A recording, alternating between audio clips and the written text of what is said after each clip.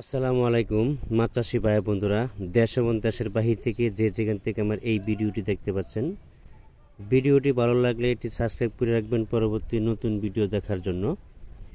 আজকে আমি আলোচনা করব দেশি শিং মাছের পোনা সম্পর্কে। আপনারা অনেকেই দেশি শিং মাছের পোনা চাষ করে লস খাচ্ছেন। কী জন্য লস খাচ্ছেন আজকে এই বিষয়ে আমি আলোচনা করব। দেশি শিং মাছের পোনা সংগ্রহ করার সময় অবশ্যই আপনার মা মাছটা সংগ্রহ করতে হবে। যত প্রকার মাছ আছে দেখবেন মা মাছটা কিন্তু ছোট থাকে, পুরুষ মাছটা বড় থাকে। কিন্তু শিং মাছের ক্ষেত্রে পুরোটাই আলাদা। শিং মাছের ক্ষেত্রে মা মাছটা বড় থাকে, পুরুষ মাছটা ছোট থাকে।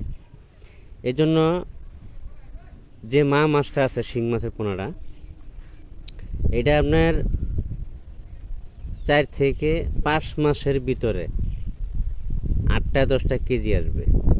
অবশ্যই আপনার বড় ব্রড মাছ থেকে যে উৎপাদিত আছে এই পোনাগুলো সংগ্রহ করতে হবে, মা মাছগুলো সংগ্রহ করতে হবে।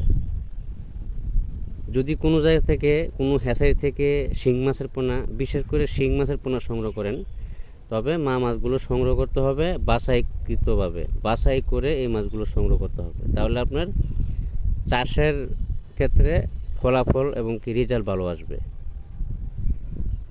দেখা যাচ্ছে যে 100%-এর ভিতরে 90% আপনার মা মাছ সংগ্রহ করার চেষ্টা করবেন, আর 10% পুরুষ, এটা যাবেই।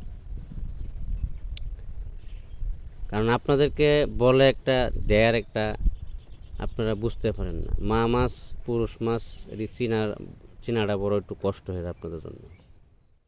এই জন্য স্ক্রিনে যে মাছগুলো দেখানো হচ্ছে প্রত্যেকটা মাছই মা মাছ, কালার দেখলে বোঝা যায়।